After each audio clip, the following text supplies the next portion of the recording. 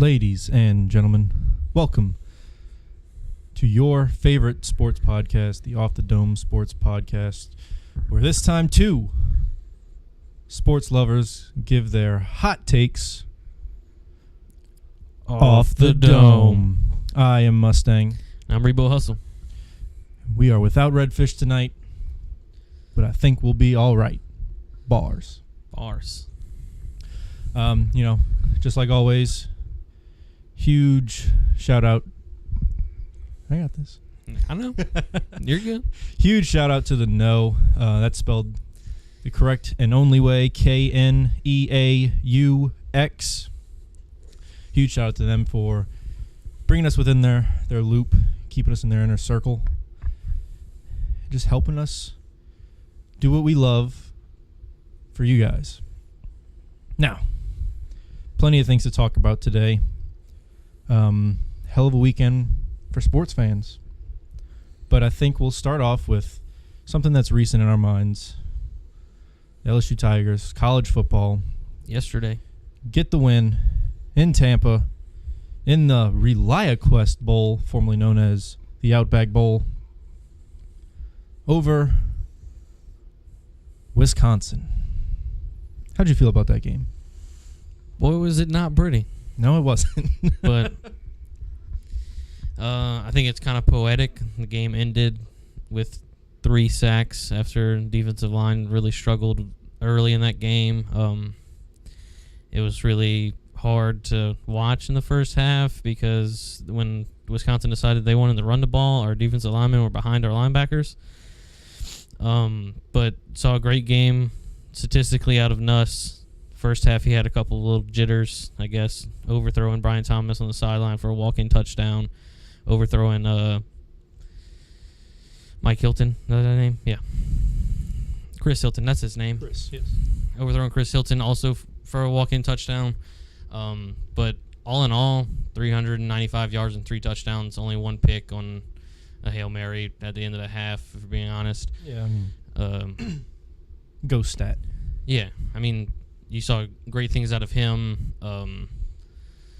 We saw 5 different running backs. 6 if you're counting the Harold Perkins 1-yard touchdown run. Count it, you better. Honestly, couldn't expect anything more out of the offense. You get a full game's tape worth of Garrett Nussmeier to critique over the offseason, get him 1% better every week during the offseason, be in great shape next season. We also got to see the combination of Joe Sloan and Cortez Hankton as co-OCs for this game. How did you feel about the co-OC situation? So, like we had talked about earlier today, and even just before we started this, it wasn't, and I feel like I'm speaking for a lot of people when I say this, but it wasn't what we were expecting, right? And that does come with a quarterback change, so yeah, but it's still a very powerful offense. You see what we can do. I think that, once the gears got turning, they met at halftime, talked some things through, changed up the game plan a little bit, worked a lot better. Like, the first half and second half team, completely different teams. And that's expected when you have a lot of these changes. And that's why I think it's a good thing to get a bunch of new faces in, like, a bowl game or something like that towards the end of the year. Games that, they mean, of course it's a bowl game, it means a lot, but in the grand scheme of things, it's no college football playoff, it's no Rose Bowl, it's no Natty. Yeah. Still a win, but I did like what I saw. Like I said, halfway through the game, second half of the game, completely different team. They looked like they had a lot of passion, that they were more comfortable back there. But on the defensive side of things, yeah, things have to change. And I'm not talking personnel. I mean, obviously, secondary personnel should change for the most part. Andre Sam played, as we're used to seeing him. Also a fifth-year senior. He's gone. He's gone. But, who we like to see, who we didn't get to see that much of in the regular season this year, number 40, Whit Weeks. Oh, yeah. Hell of a game from him. Definitely looking forward to seeing more of him. You know who I'm not looking forward to seeing? Sage Ryan. Matt House. Okay. Well, he did seem like the target yesterday, but yes, I am also not looking forward to seeing Matt House anymore.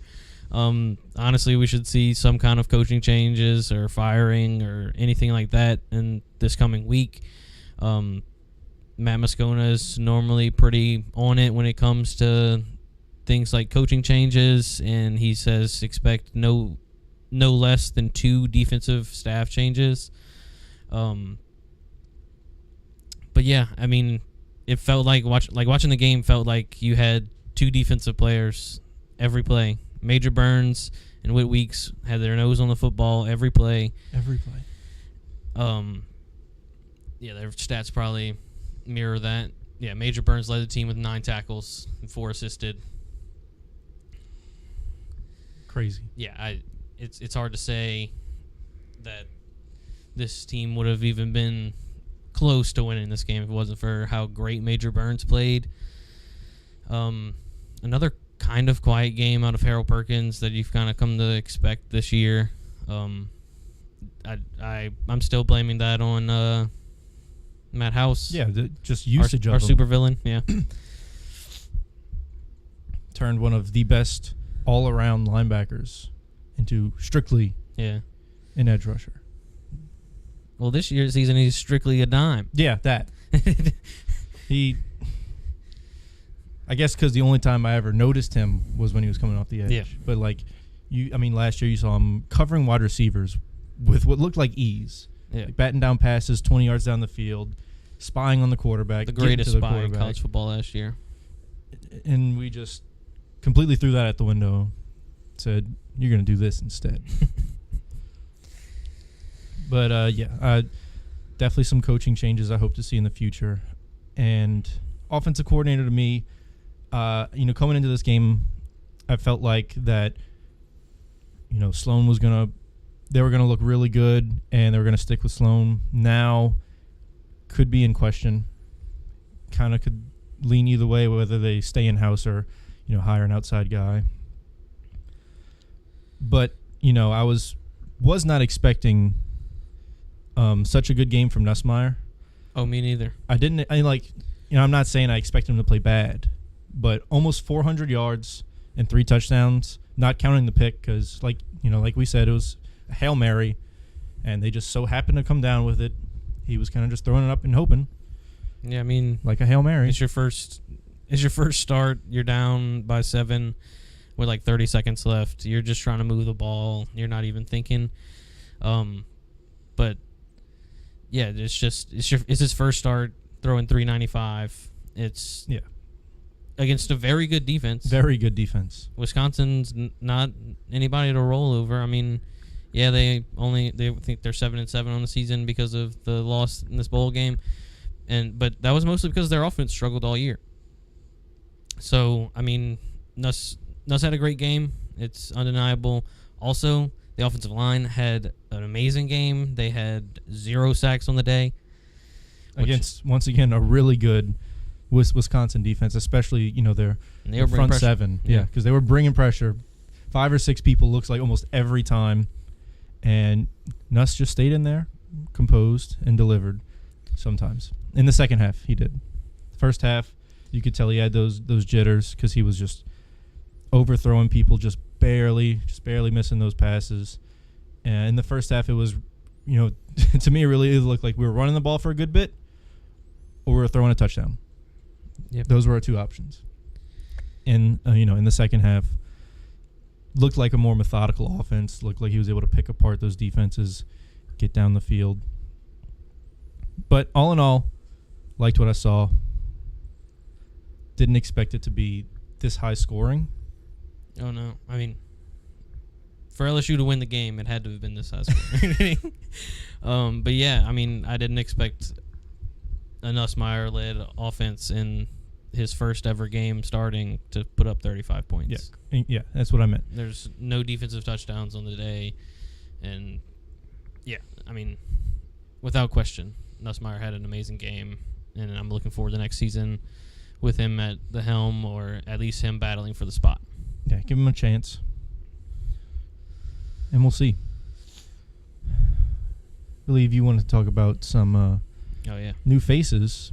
So I mean, Coming this to game LSU. marked the end of a couple guys' careers in the purple and gold. Brian Thomas, his last game, almost 100 yards, 2 touchdowns. Malik Neighbors played just long enough to break the record for receiving yards. He's now in the LSU history books as the number 1 person for receiving yards and receptions. Also, Mekhi Wingo declared for the draft directly after the game. The Mason Smith might be going to the draft. He may not. He may return. And you're also losing your center in Charles Turner for sure. It's his 5th year. And Josh Williams also in his 5th year. But you have guys, well, on December 31st, right before the new year hit, you had one of the best flips in LSU history. Huge. Number 1 player in Louisiana out of Acadiana, Dominic McKinley, a defensive tackle. He's 5'5", 280. 6'5". Yeah, that's what I meant. 6'5", 280. 5'5". Yeah, we'd be in trouble. Yeah, You he's don't be able to 6'5", see the 280. quarterback he's trying to rush. I watched his highlights just to get a feel for who he is. Being defensive tackle is going to be a real big question mark next year, especially if Mason Smith declares for the draft. It feels like he's playing Madden. Every screen pass, he's reading the guard, turning, and the first 45 seconds of his highlight tape is 5 pick sixes off of screen passes. I mean, you love to see that, but I now correct me if I'm wrong, but I don't expect to see that in college. Oh, me either. But at least you know that he's watching film. Yeah. Like he's expecting that. He's got football IQ. Yeah. If he's being able to read that play as it's happening and still get to it in time, not only to tackle, the running back or receiver that's catching it, but to get there before he does. Don't get the me ball wrong. Before he does. The last 6 minutes of his highlight tape, crazy penetrator, crazy run stopper, and I think they had like a sweep going the other way. He caught the guy at the opposite 40, and not giving up on the play. And that's crazy to see out of a 5-star. I mean, you always see those guys just, I'm here to just make a highlight, basically. And to see him hustle like that and catch a running back 30 yards down the field, pretty impressive. Especially at the D tackle position. Yeah. But yeah, that was huge. And that's all I got on LSU so far. Good. Yeah, we'll definitely be as things turn out, as things come to us, we'll bring them to you via the best podcast in the nation. We'll touch on the coaching changes, but from here on out, probably just talking about LSU baseball. Yeah. There'll be a lot of LSU baseball. Of course, NFL playoffs going to be coming up. And, college football national championship will be next week. We'll probably, it'll be, I think it's a week from yesterday. It'll be on the 8th. So on the 9th should be our next podcast. We'll definitely touch on that.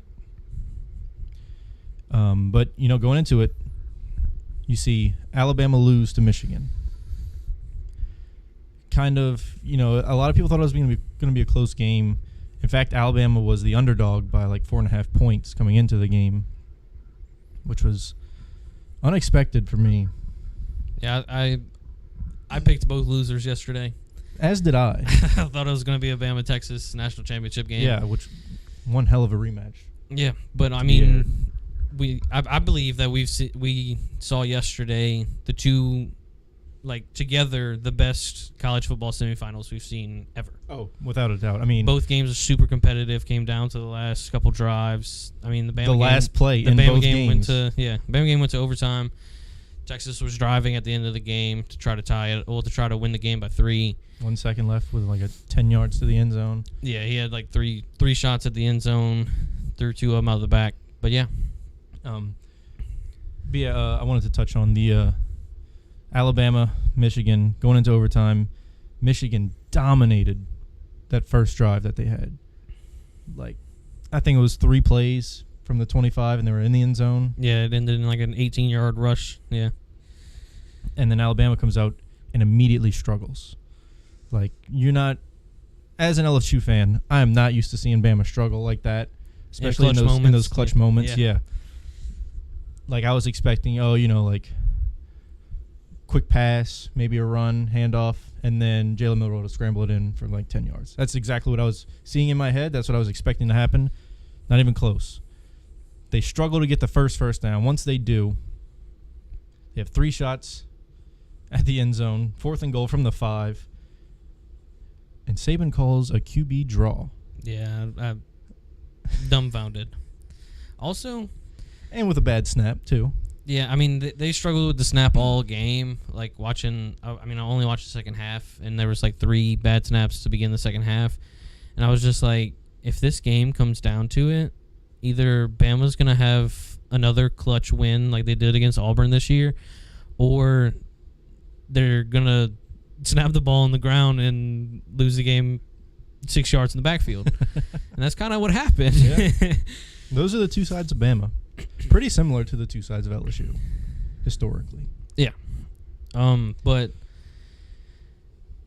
I hated to see all the Florida State players tweeting about how, after the Bama loss, that they should have been in instead of them, after you just saw one of the most competitive games of all time. Mm-hmm. After you got beat by 60 points. Yeah, you couldn't even put up 4 points. You couldn't score a touchdown against Georgia.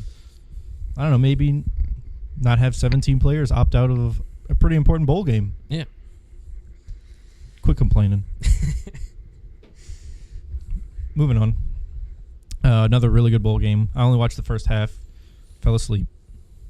Highly upset that I fell asleep because it turned out to be a really good game, which it already was. 21-21 at halftime. Texas and Washington were battling. I don't know how much of the game you caught. I watched the whole thing. I mean, whereas the Bama-Michigan game was very...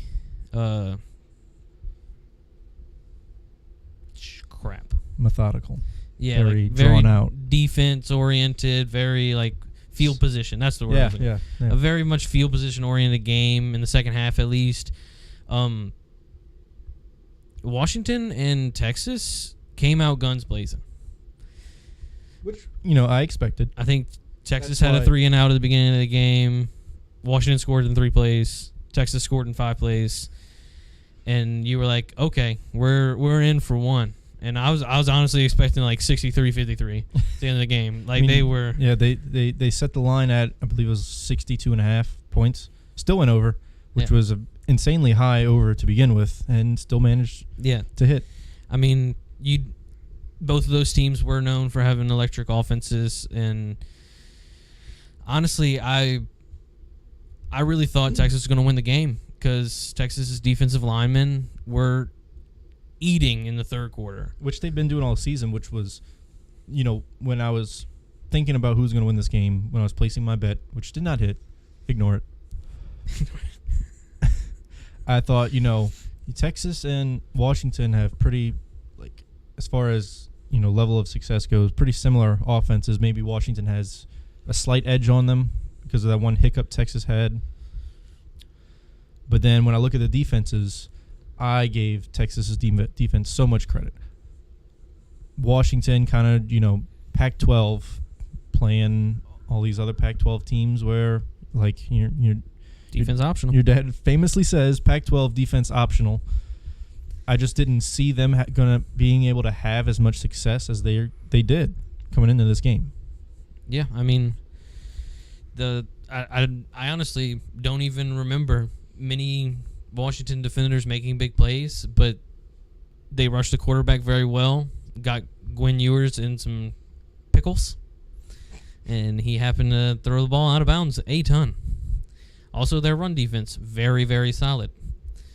But, I mean, it was kind of a weird game where, like, it kind of slowed down in the third quarter, which, I mean, most games do, but kind of lost interest in the third, started watching again in the fourth when Texas started making their comeback.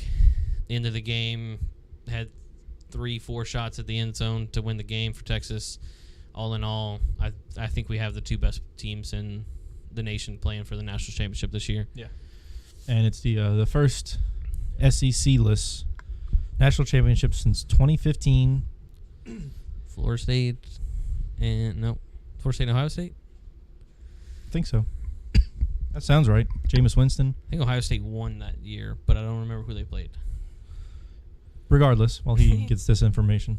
Looking forward to Washington versus Michigan national championship. It'll be on Monday. I don't know what to expect. You have one of, if not the best defense in college football going up against one of, if not the best offenses in college football. Not the best. LSU had the best. Let's put that out there. Write it in cement. Washington had the second best offense in college football. It'll be a tough game for either team to win. I think Michigan's got their work cut out for them defensively, and I think Washington's got their work cut out for them offensively. I think that whichever of the two teams' lesser sides of the ball have a better game, I think that team's going to win it. So Michigan's offense versus Washington's defense.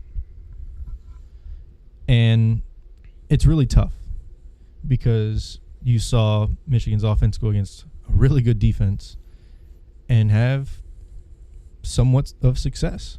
You saw J.J. McCarthy barefooted on the field, meditating by the goalpost. Weird. I don't know. But it worked. Yeah, I mean... So what are you expecting to see out of this national championship game? So the answer to our riddle. Okay, yeah. We had it right. It was Jameis Winston versus Mariota is what I thought. But Mariota won that game. So it was Oregon versus Ohio State. But for the preview to this Oregon game... versus FSU. No.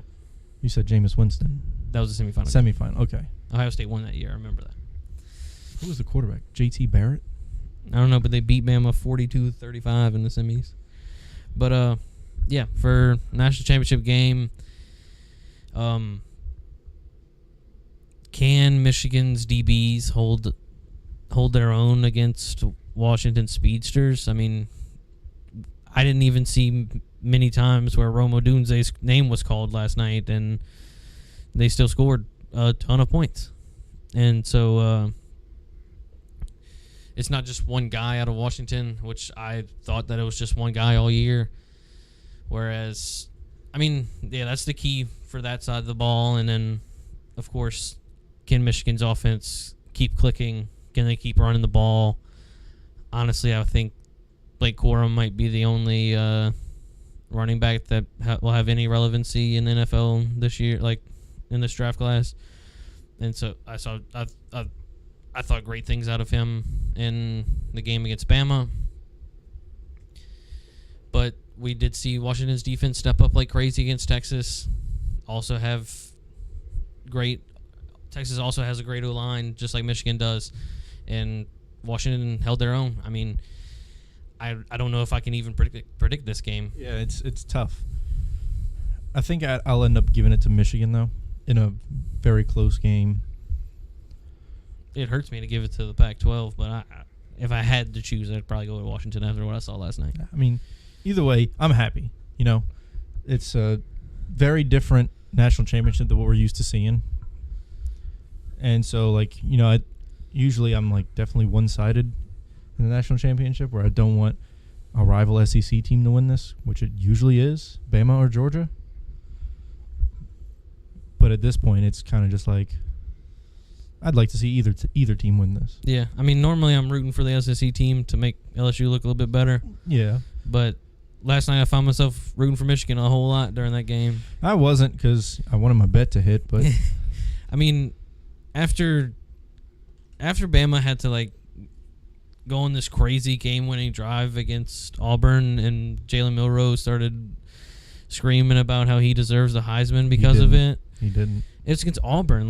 Yeah. LSU you should have won that game by 40. Off of them. Yeah, and so that's when I lost a little bit of respect for Bama this year. And Michigan felt like the underdog in the game because it's Bama. Right, yeah. Going into it, when it was announced that Bama was going to be the fourth team in the college football playoffs, it showed the camera of the Michigan players watching the selection party. They were mad. They were not happy. It went quiet in that room when Bama came on. Because they thought they were getting Florida State, who's injury-riddled quarterback room, and instead you got one of the toughest opponents in Alabama. So yeah, but I mean, hats off to the Wolverines, hats off to Harbaugh. Not giving hats off to McCarthy because he's weird. But I do think Michigan will go on to win the national championship this year. Score prediction. Ooh. 31-23.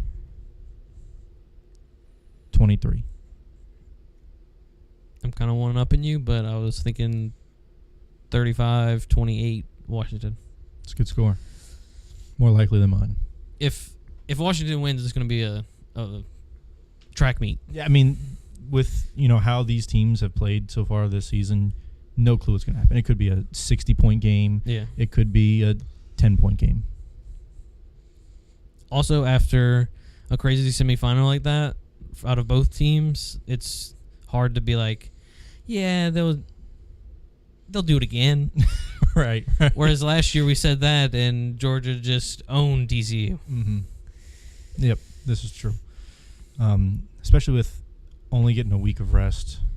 I think, personally, give them 2 weeks, 3 weeks. Make it a little bit later. Yeah, I mean, who does it hurt? Yeah, right. Like, what else is going on? I mean, you got downtime in the NFL because playoffs don't start for another 2 weeks. And you're getting like crap. You're cutting down the injury chance. Exactly. Because of you're giving the players more rest, and that's what all these players are worried about is, well, if I get injured in this game, what happens to my NFL stock? Exactly. Careers can be ended. But, next year it'll be different. More teams. Could shake things up a lot. Could make things very interesting. That thing's going to last forever. We're going to be talking about the college football playoff for like 6 weeks. Hell yeah. All right. Moving on from the college, we're going to take a step up. Talk about our boys in black and gold. Who got the win against the Tampa Bay Buccaneers to tie the record, but not the division, because Tampa Bay has more NFC wins than them. Stupid. Yeah. But do I think either team deserves a spot in the playoffs? No. There's a chance that both teams get a spot in the playoffs. Gotta root for the Cardinals. But yeah, little short recap of the game because it was pretty uneventful. First half, Saints explosion. Offense was clicking, defense was amazing. It looked like what we expected to see all season. And then the second half came, and we just looked kind of passionless. Like, we scored 2 touchdowns in the first half and don't see the end zone again for the rest of the game. 2 field goals. Defense, started off the second half pretty good. And, again, allowing 0 points through 3 quarters. But then in the fourth quarter, it kind of just felt like the Saints were playing not to lose, which can definitely end up in you losing a game. And if the game would have went one more quarter, they probably would have, because Buccaneers scored 13 points in the fourth quarter. I mean, it was kind of meaningless at that point. It was pretty late in the fourth quarter when they tried to go on their little run. But still, regardless, like with playoffs coming up and you have a chance to get in, you want to show people that you deserve to be there, that you belong there, even though you don't. You got to make a case for yourself. I don't know. How do you feel about the game? You're just like me. We didn't watch it, so. Yeah. I mean, my biggest takeaway is the craziest stat that I've seen today is yesterday was... Nope, that's not yesterday. Sunday was Alontae Taylor's first career pick, which is crazy on how great he's been playing all season. So amazing. He just never came down with it. I mean, I've seen him break up plenty of passes. Oh, I thought I remember him seeing catch a few, but I was led astray. But yeah, I mean, kind of there's something to say about holding a team, whether it's an 8-8 team or not, to scoreless through 3 quarters. Kind of sucks that kind of gave up at the end, but also an okay day from the Saints offense. I mean, yeah, you only scored 2 touchdowns. You had over 100 yards in rushes. You had almost 200 yards in passing. Juwan Johnson had a great game. A great game. Excellent catch. Juwan Johnson was our leading receiver with 8 catches for 90 yards and a touchdown. Yeah, I mean, and we also got to see a couple screen passes, which we haven't seen in probably 3 years. Which led the Saints to the success that they were. But, I mean, it is what it is, if we're being honest. I mean, I've given up on the Saints like 3 weeks ago. Yeah. I'm ready for a coaching change. I mean, I'm sure Dennis Allen will be back. It's what all the rumors are. But hopefully we get somebody else calling plays. Yeah, at the very least, we don't need Pete Carmichael. Yeah, I mean, get rid of Pete Carmichael. I hate the people that keep talking about Derek Carr and how much he sucks. But, I mean, we knew that he's the top 15 quarterback, and that's about it. Yeah. He's not a top 5 quarterback, not a top 10 quarterback. He's right in the middle. He's going to do as good as the people around him. And we've had a couple injuries on the offensive line. We've had a couple injuries at the receiver. Alvin Kamara was suspended at the beginning of the year. And also, with a quarterback like that, it all depends on the play calling, and we've seen some pretty poor play calling. Yeah, I mean, it's kind of like backyard football at this point. When you watch these plays try and develop, they just never do because it's not smart play calling. Like, you're giving receivers 1-level, 2-level routes. Yeah. And zone defenses are just eating it up where Derek Carr has to spend 3-4 seconds in the pocket waiting for someone to get open and ends up getting sacked or throwing it away or throwing in the ever almighty check down. Yeah, I mean, one of the touchdowns with Taysom Hill, you had 2 seam routes right next to each other and just hoped they rubbed, and they did. And that's how Taysom got open. It's because him and Juwan Johnson were running right next to each other, and their defenders ran into each other. But like watching the highlight, they showed a different camera angle of like from the end zone. There's not a single person within 15 yards of the line of scrimmage. So what happens if that rub doesn't happen? Do we just take a sack? Do we throw it away? Exactly. Play calling's got to be better. Hopefully next season it will. But, regardless, Saints have a shot at making the playoffs, which is always a good thing, Granted, it doesn't help your draft stock, but give these guys one more check. Yeah, it gives morale to your players, gives them a better outlook on going into the next season, saying like, hey, we made the playoffs and we were only this good. Imagine when we get better what we can do, right? Oh, my score update. Pels just finished the first quarter. They are up 32-18. Oh, yeah, I see it on the Nets. We'll get there in just a few. So, going forward, Saints have 2 routes to the playoffs. The first one, and the easier one being, they beat the Falcons next week. But also the Buccaneers have to lose to the Panthers, which is a task. Boy, is it a task. Panthers are pretty bad, potential back-to-back number 1 picks in the draft. No, they traded away. Can't say, correct. Can't say I didn't. I expected Bryce Young to be bad, but not this bad. I mean, you also hired a head coach that got fired at the end of last season. Yeah, just some questionable moves. Yeah. They brought in a bunch of receivers that were all old. Yeah. Adam Thielen's their number 1 target. There's a reason he's not a Viking anymore. I mean, he was great.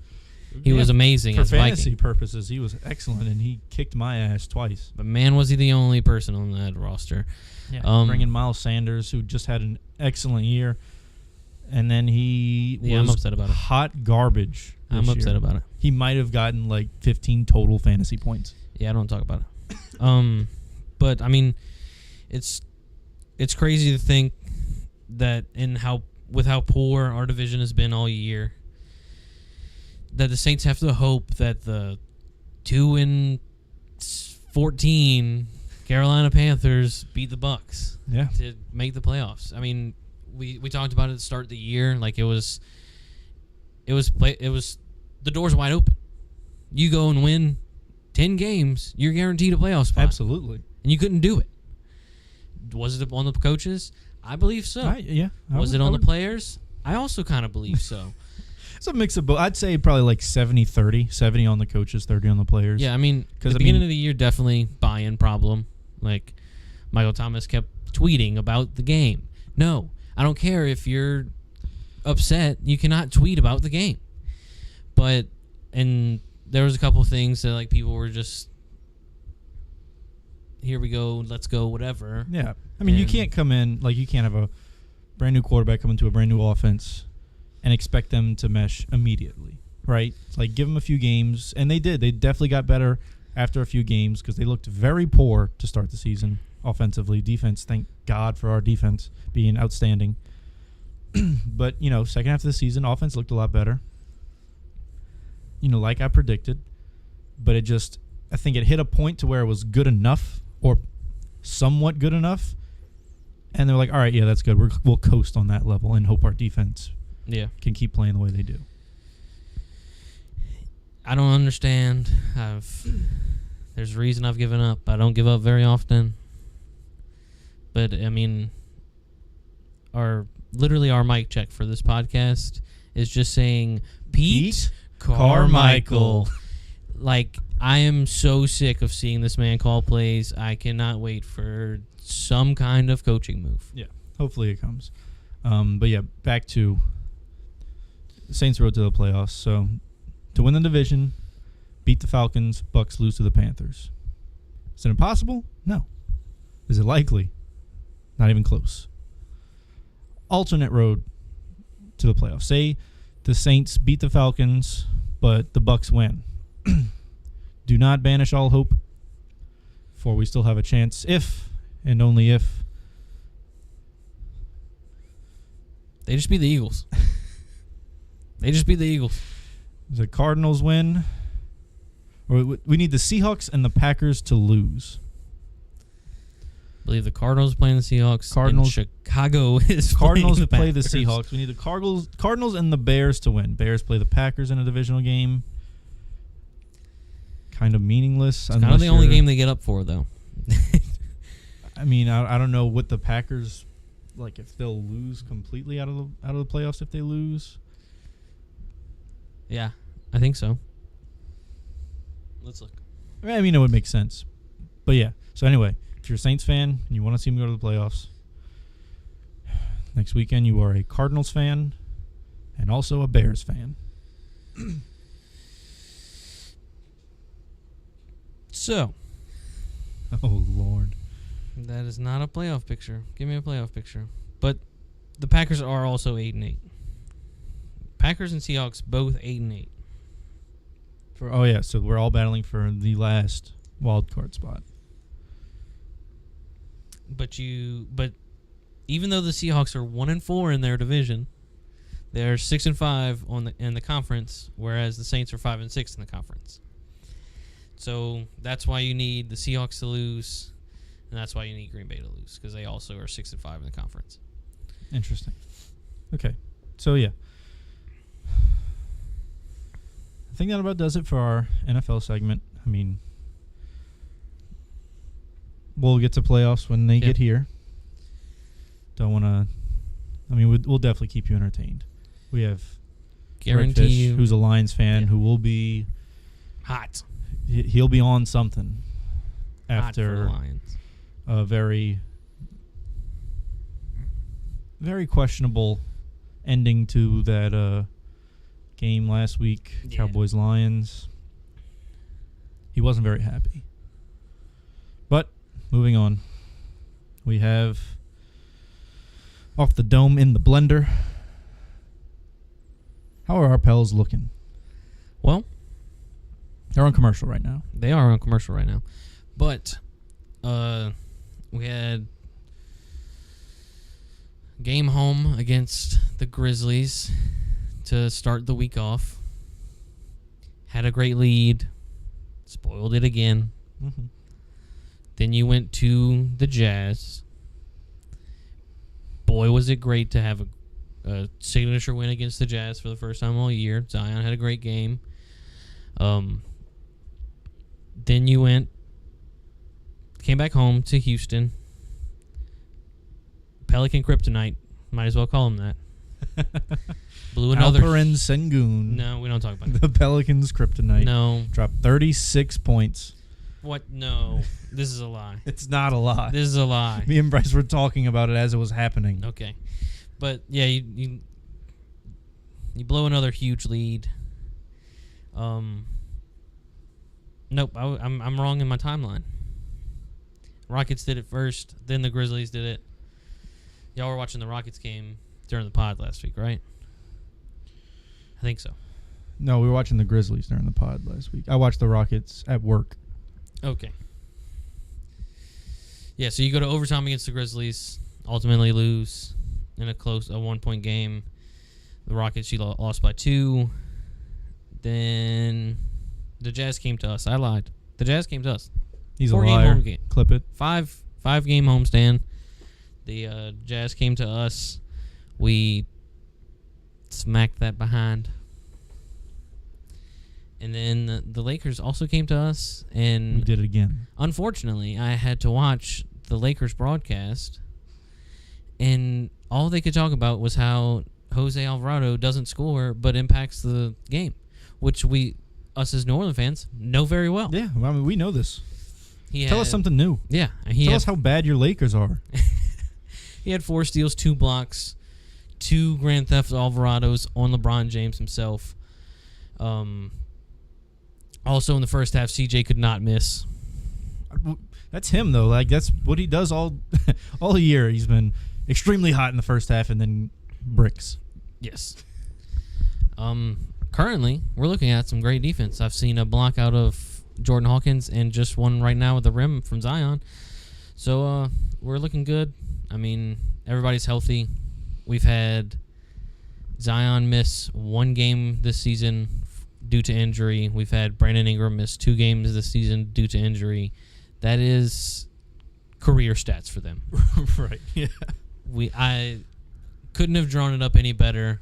Everybody complains that Zion's sitting out back-to-backs. Who freaking cares? He's not hurt. He's not missing extended time. Right. Yeah. He's missing a game every 3 weeks. Mm-hmm. You take it.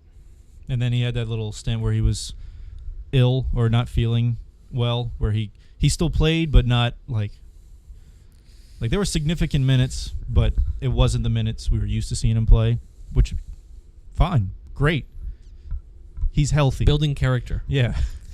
Playing through, not feeling great. Something you have not seen out of him in this past 5 years.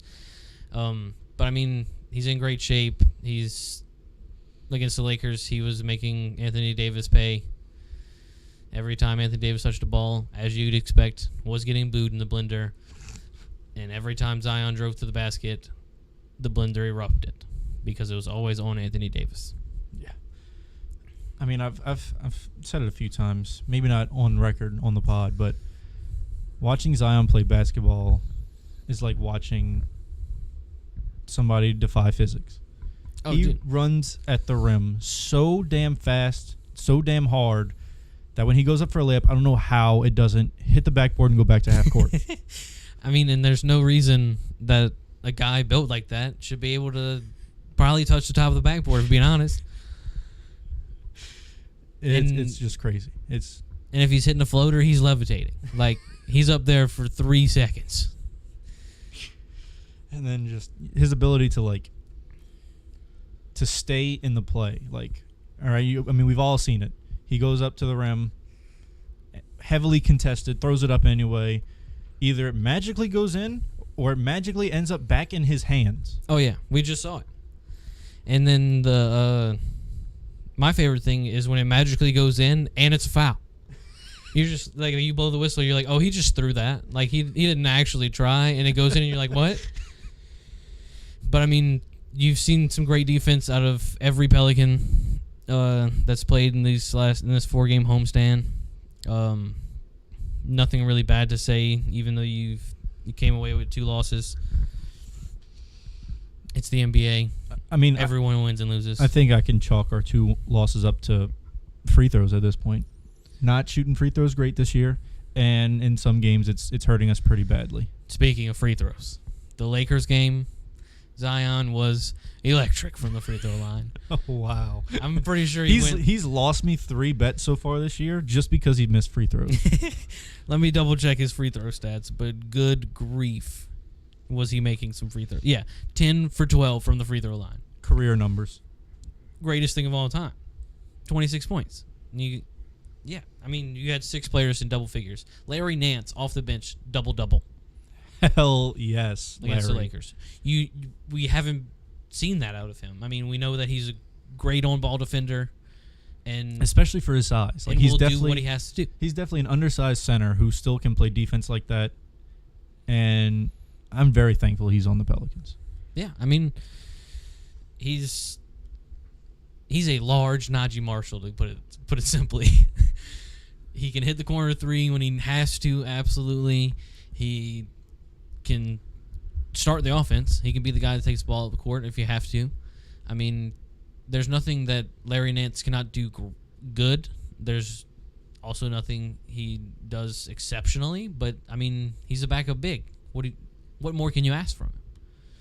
He just put up a double-double against the Lakers. Yeah, their backup big is Christian Wood, but still. Christian Wood's a better backup big than Most. yeah, Yeah. without a doubt. But yeah, quick little score update. 5.5 minutes left till halftime. Pelicans are up 49-32. Double-digit lead. I hope if they can hold on to it going into halftime, probably means they'll end up losing the game, but Don't say that again. no, Pelicans are looking really good. Hopefully they can hold on to this lead against the Nets. I don't think the Nets have been very good this year. Correct me if I'm wrong. I know they've stopped a couple big runs out of teams, like people going on 6-game win streaks. The Nets have stopped a lot of those.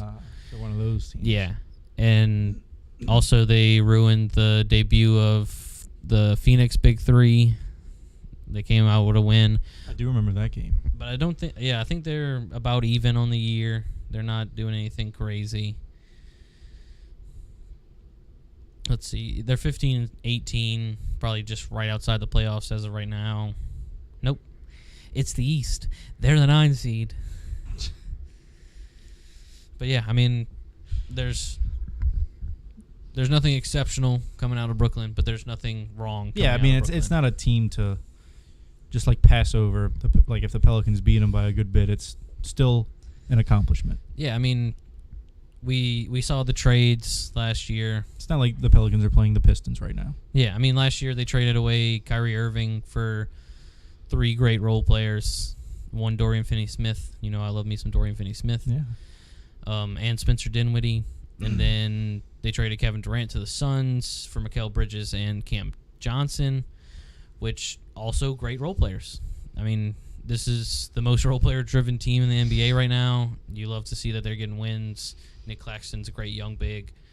And so, I mean, there's nothing wrong with what Brooklyn's doing. Yeah, they don't have a mega star, but they're definitely in the playoff conversation. The Pelicans right have now. proven that you don't need a mega star to succeed. I mean, Like we did it without Zion. yeah, but they don't even have an all-star. True. Yeah. We've got 2. Yeah, I think that'll about wrap things up. Pelicans now have a 22-point lead with 4 minutes left. Go ahead, watch the game, if you can, that is. I won't be giving away my secret sauce streaming service. It's quadruple S for you. But yeah. On to Make your sure- favorite segment. Ooh, I almost forgot. Fantasy football I don't want to talk about it. is over. No, we're not. It wasn't a good look. Shout out to y'all securing 3rd place. And the matchup that nobody cared about, but I want it. Let me tell you, in I want it. The big money league. Shout out to y'all. As some of you know, me and Redfish were in the championship in our in-house Dynasty League. And I got let down by my receivers. Oh, I forgot you lost. I thought you won. No, I lost by 65 points. Now we're going to have to hear it from Redfish on how he fleeced me in trades, which he did. I tried to get you to stop making trades. I did that before you tried to get me to stop making trades. I did that the second the season ended. I was like, I'm tired of looking at CeeDee Lamb. Give me some young people. And that was a terrible idea. But yeah, week started, and I didn't have many players play. He had a few, like CeeDee Lamb and Amon-Ra both combined for 60 or 70 points. Yeah. Wild. I had Breece Hall put up 30, and that was like the only player I had play early. And then Sunday came, and my receivers, who have been so good to me all season, just let me down. All of them who are averaging like 18, 20 points or close to it did not get anywhere near that. Quick little rundown. Michael Pittman, who's been really reliable all season, put up a season low 9 points. Devonta Smith put up 6 points. Jordan Addison put up 5 points. Jamar Chase put up 7 points. I did all I could. Also, there's something to say. You had the worst record last year. I did. I went from last to second. And if you're counting just the regular season, you went from last to first. No, he had a game He had only. you? Oh. Yeah, he beat me in head to head. But I mean, like, there's nothing much more that you can say. Oh no, and I'll have the first pick. I have none. I will never have a single pick, and I will continue to keep losing. Yeah. So the way our dynasty works, I think we do 4 rounds.